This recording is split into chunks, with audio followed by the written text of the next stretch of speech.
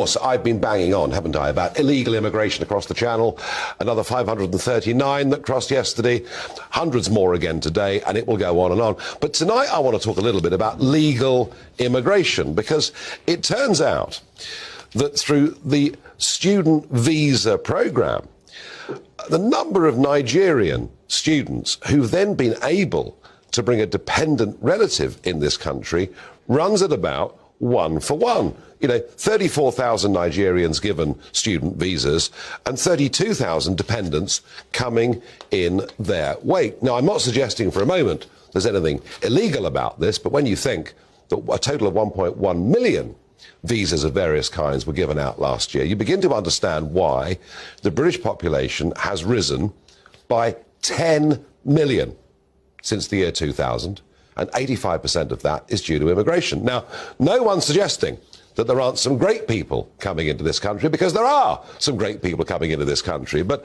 a rise of 10 million, it's completely out of control. Well, joining me is somebody of Nigerian descent. He's a regular on GB News. Hi. And Dr. Emeka, you appear on all of our programs. You are absolutely proud of your Nigerian heritage and your British present, and you're there in the health service, and you're doing great stuff, and that's great, and we love that. But when you look at these numbers, frankly, if every single person that comes from Nigeria as a student is then allowed to bring a dependent relative, it's a bit of a joke, isn't it? I wouldn't say that. I think you have to understand where these people are coming from. Imagine leaving your country, your home country, your whole family. You're coming to a new country in, a search of better education, better jobs, a better lifestyle. You can't just leave everyone there. You also want to bring people in there so they can also develop in that country as well. And being somebody who was a product of that, because when I came many, many years ago, my dad came as a doctor, as a surgeon, to come work here in the NHS. At that point, myself and my siblings, we were dependents. We were young. We couldn't work. We were just living at the time. We didn't have citizenship. We had to wait and get our British passports. And then we were able to go through the system. And I was able to school here, go to medical school here. My sister was able to school here. No, you've done very well. You've done incredibly well. And that's terrific. And that's an example we've been exactly in that of how position. this can work. What I'm saying when to it you, works. What I'm saying to you is, one of the, there you are working for the NHS. One of the reasons we've got a 6.7 million waiting list is that our population has exploded totally out of control. We don't actually have the health service, the schools, the roads to cope with a population rising like this. It's true, but then when you think of what these students are studying and what they're contributing to in society, then it makes it seem a little bit more logical. Because if you think about the NHS, around 15% of the NHS are people who don't identify as British.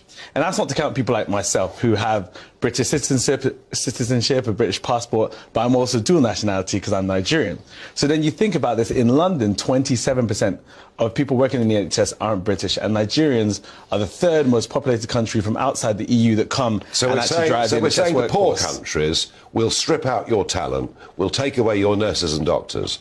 They're probably more needed there, aren't they? Well, I wouldn't call them poor countries. I call them developing economies. And secondly, these people who come here and study here also have their opportunities to go home and give their talents back. So my plan, obviously, is to do a lot back in my country. I was trained here in the UK. I was fortunate enough to be given the resources to study here and work in the NHS, which is great. And then I've seen how healthcare systems can work, and then I'm trying my best to go back and implement them there too. You see absolutely no problem with this. Nigerian citizens accounted for 40% overall of all dependents who accompanied foreign students in the 12 months of the year. Does it strike you as a bit odd that one country should be 40% of all dependents that come accompanying students? No, I think it's because of our culture and how we see it. I think we really value it when it's very difficult for a Nigerian who's studying in Nigeria to be able to get a student visa or get a working visa here.